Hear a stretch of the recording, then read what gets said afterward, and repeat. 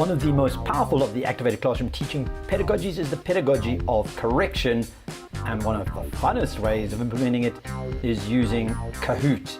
It essentially is a gamified quiz, and I will show you how to use it and set it up to support this exciting pedagogy of correction. So quite simply, just go to kahoot.com, and once you're there you need to sign up, or if you've already got an account you would obviously log in. Right, once you're in, it will by default bring you into the Discover area. The Discover area is quite fun because there really are thousands and thousands of different quizzes that have already been made. So for example, you could choose a quiz, you could search for a quiz. There really are many options. So if you wanted to choose or search for, say, for example, a math quiz, or immediately you'll start to see, well, there's elementary maths, there's algebra maths, etc. And you can then browse one of the categories and see the thousands of quizzes that others have created. So there we go, people have created quizzes, and these quizzes are now available for anyone to play and to use. So very simple at this stage, you can just play this quiz. Obviously you probably want to see what it's about, so you can simply click on the quiz and get a quick look at some of the questions that are involved in this quiz. So here I can see the questions, solve the equation, and there are various questions. I can quickly just show the answers as well if I want to see. There's the type, yes, solve the equation, etc., and go through it. So if you like this quiz, you can either play it as it is, or if you want, you can create your own quiz based on this. So as I said, there are many quizzes. I'm not going to go through this at the moment. I want to show you how you can create your own quiz. So those are Discover. Once you've created quizzes, you will find all your quizzes listed under My Kahoots. And so here you can have a look at all your quizzes, and you can obviously play any of them at any stage. And what's also quite fun is you can, if you like, you can also share these with other people. So if you want to share them, you can share it with other people so that they can have a try and also use that quiz and play it or edit it. So that's the nice thing about Kahoot. You can nice and easily to share quizzes with others. But I want to show you how you can create your own quizzes. It's really quite straightforward, and literally within a couple of minutes you can have a quiz up and running. So you simply go and hit create. When you get here, you've got a couple of options. You can create a quiz, a jumble, discussion, or a survey. Very quickly, we're going to be focusing on the quiz one, which is probably the most popular, which is really your multiple choice type quiz. Jumble is quite interesting in that it allows you to have several items that have to be rearranged. And I've seen this very effectively applied in a classroom to support one of the pedagogies of the activated classroom teaching approach, and that's the pedagogy of chaos. Part of what chaos is about is it's trying to make sense of things, trying to bring order to things. And so a great way of doing this is giving students words, multiple words, and trying to help them understand how those could be correctly put into a sequence, and you would use a jumble to do that. But I want to focus particularly in this video on using Kahoot for correction, and so we're going to create a new multiple choice quiz. Right, when you're ready, you basically give your quiz a title, and you can put some hashtags here. This is required, so you just need to put something here. Right, now you've got some choices. You can decide, is this quiz on one language, and you do need to choose some sort of a level that this is going to be. This is really all just so that when people are searching, they can quickly find the different quizzes that are appropriate to their level. Right. There is an option for you to drop an image in here if you like. That'll just give you a cover image. Not serious that you do that.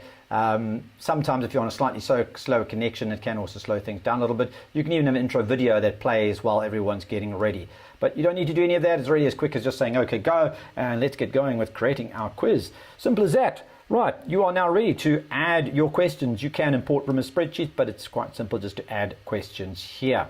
We add a question. Quite simple. Got my question. Now the next thing you need to do is decide how long you're going to give people to answer this question. You obviously don't want to give too long. It depends on the type of question. If you're trying to get a little bit of a tempo going, I normally find 20 seconds works just perfectly. Obviously, if you're going to have longer questions that require them to read more and think more, you'd have to give more time. Be careful of going to 10 and 5-second questions. They are good.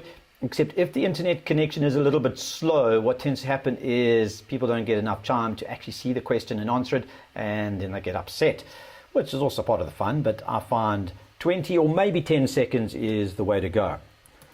So then you put in your various options, and you then select the one that is the correct answer. So here I'm going to select that one. You can select more than one if you like, so sometimes more than one is correct, and when you're done you simply hit next. And that is the process. You just continue to do that, adding another question and going on and on.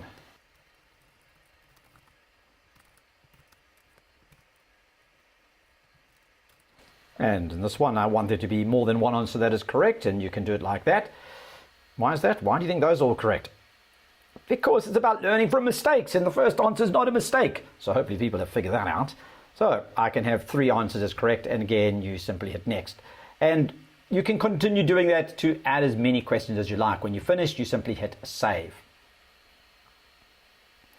Right, at this stage, you're ready to roll. You can play it right now. You can share it, which means other people can have access to it, or you can actually preview it yourself to see what it will be like. So the way Kahoot works is obviously the students are going to be doing this on their mobile device. So they're going to be answering the questions on the mobile device. So this screen here is going to give you an idea of how the experience is going to work.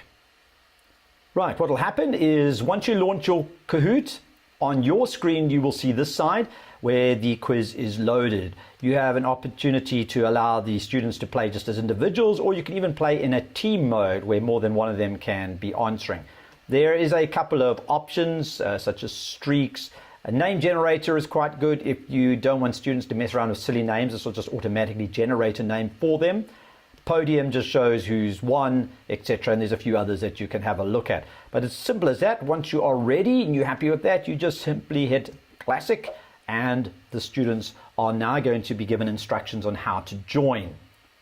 So the students will see this projected on the screen behind you. On their device, they will go to kahoot.it. So quite simply, they just need to get into their browser and open kahoot.it, or they can download the app. On the screen here, you see they've actually downloaded the app. And then all they will do is they will key in this pin.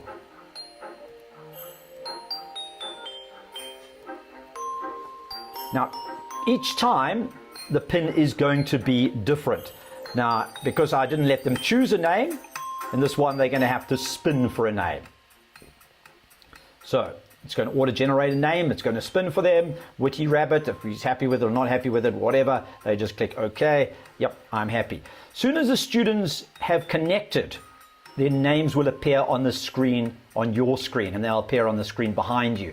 Now, what is nice, if you have allowed students to enter their own names, you can click on any of them and that name will be rejected and the student would have to try again.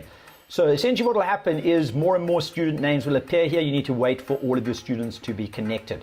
Normally while I'm waiting, what I suggest you do is you just explain how Kahoot works, because if the students haven't seen it before, it's important that they understand. So the way it works is that the questions are going to appear on the screen behind you, on the big screen that you're projecting on. However, the answers they will do on their device. No questions will appear on the device. All questions are on the screen, but they answer on their device. There are 4 options for each answer. And here's the quick thing. The quicker you answer, the more points you get. So the quicker students answer, the more points they get. However, a caveat. If they answer correctly or incorrectly, but quickly, they get 0 points. So you want to be correct, but fast. You don't want to be correct and slow, and you don't want to be fast and incorrect. So tell the students to get ready, get their little fingers ready, and when you are ready, you quite simply hit start. So you will see on your students' devices, they're going to be told to get ready, and here we go. Which of the following is not one of the ACT pedagogies? This is going to appear on the screen behind you. Here is the student's device. They quickly go through all of these and they think it's this one. Cavorting is not one of them. Excellent. Now, as soon as the time is up or all of the students have answered, you will then get shown this. This will appear on the screen behind you where it'll display the correct answer was cavorting, and one student answered that. None of them answered any of the incorrect answers. Fantastic. Clicking next will show you the leaderboard. Obviously, when you've got more than one student, all of the students will be listed here. All the top 5 will be listed. Again, you click next and you can now go to the next question. The pedagogy of correction is about learning from. This very enthusiastic student sees learning from mistakes, hits it, submits, and unfortunately that is incorrect. Those are the 3 correct answers. So one student answered but got it incorrect, and they can see that on their own screen too.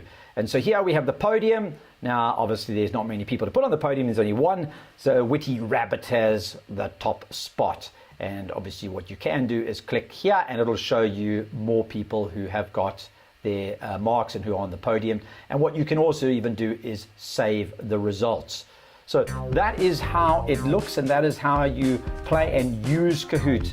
So Kahoot is really quite a powerful tool for engaging students in learning through the pedagogy of correction. It's exciting because it's a form of gamification. It takes a quiz that is often traumatizing to students, or often something they don't want to get involved in, and all of a sudden it takes it and makes it into something that is exciting. What it's doing is it's making the process of learning through mistakes part of learning and not part of assessment. And that is very important, and that's what the gamification does. So that is your Kahoot, and at any stage you can go back and you can look at all of your Kahoots, and they'll all be listed here. So whenever you're ready, you can now hit play it, and that Kahoot will play. So that's how simple it is. Once you've created multiple Kahoots, to launch a Kahoot really just takes a few seconds. All you need is obviously an internet connection and a data projector in which you can project the questions on the screen behind you, and you will then have all of your Kahoots will appear, and you can play them at any stage, or you can go back and find out the results for your Kahoot. So that's using Kahoot, very powerful for supporting the pedagogy of correction.